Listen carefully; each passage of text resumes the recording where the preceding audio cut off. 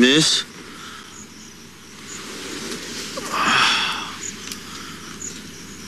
Miss?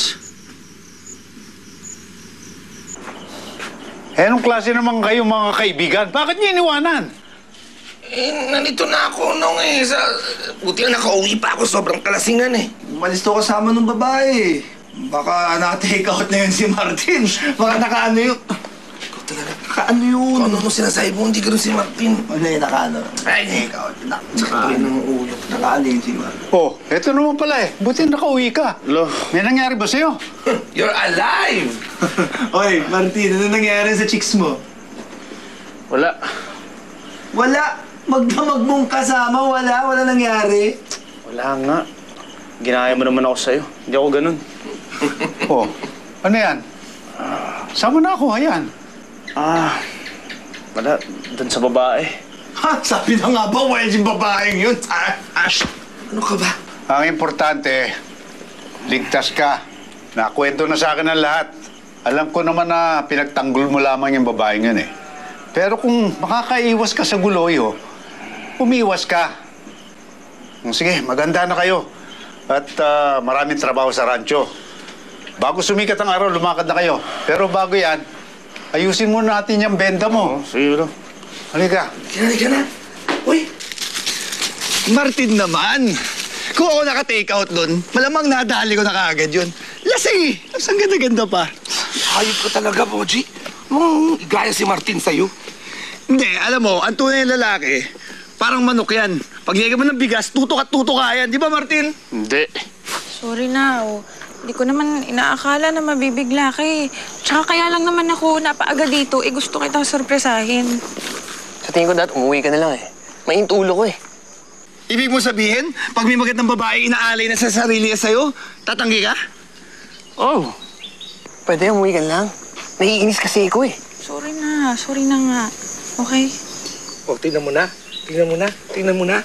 Ikaw talaga, kahit kailan napakamanyak mo. Ha? Hindi naman natin kilala yung babaeng yun. Ayoko maulit yung ganun drama ha. Abala eh, buisit. Ay, siya yun!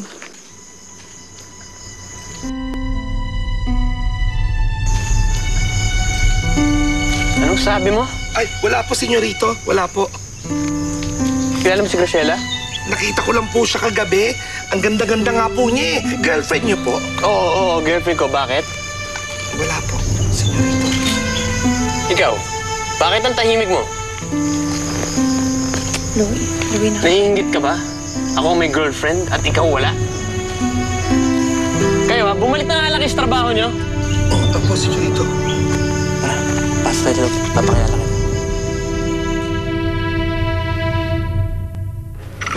Inumin niyo po itong gamot ninyo. Ito po para sa high blood, ito naman po antidepressant. Hindi ko kailangan yan. Wala akong sakit. Gawa ko lang naman yun dahil nabigla lang ako eh. Pinalabas na naman ako ng doktor, hindi ba? Kaya okay na ako. Hindi, Ma. Kailangan niyo yan.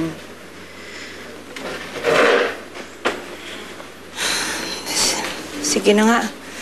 Para makapante ka lang.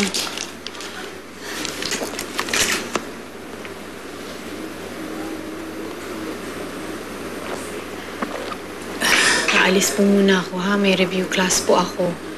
Si Kiefer na ang bahala sa inyo. Hindi ko naman kailangan ng bantay Maayos naman ako. Kiefer, kung may gagawin ka, sige, lumakad ka. Huwag mo ko intindihin.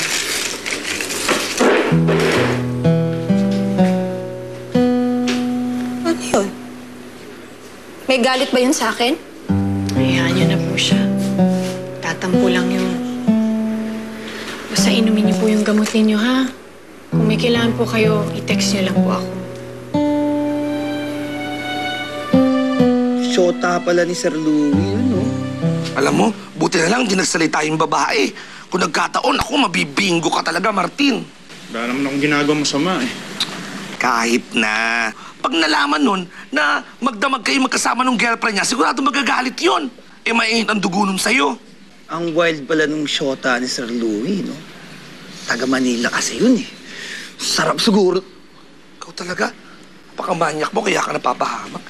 At isa ko, salita lang. Etong si Martin, tatay-tahimik nga. Pero pag tumirada, swak na swak ka agad. O, di ba? Ha! Idol! Ay, Graciela. Ikaw pala ang laging kausap ng anak ko sa telepono, ha? Ako nga ho. Maganda ka. Bagay na bagay kayo ni Louie. Salamat po. Ay, Sir Louie.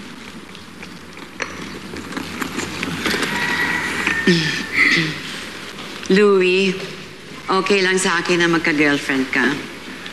Pero sana, huwag mo naman kalilimutan itong ating negosyo. Yun ang dapat mong unahin. Alam mo, marami pa tayong dapat na ayusin at pag-usapan regarding the expansion ng ating rancho. Sabihin mo nga sa akin, hindi ko pa naririnig ang mga ideas mo. Meron ka na ba nun? Lola, Louie, kakarating lang kasi ni Graciela eh. sige na magtrabaho ka na muna. Kaya ko naman ipasyal ang sarili ko eh. Okay lang ho ba na puntahan ko yung mga kabayong nakita ko kanina? Walang problema. Feel at home, Iha. Salamat po.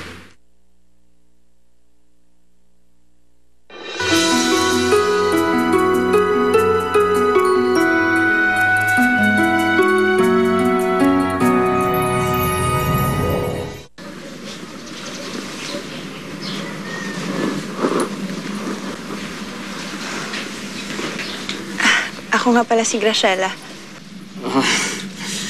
May kabayo itong kamay ko. Okay lang yan.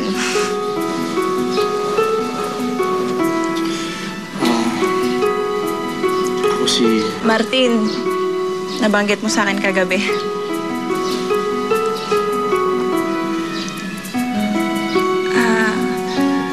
Sorry nga pala. Tsaka salamat. Lion. Anong ginagawa niyo?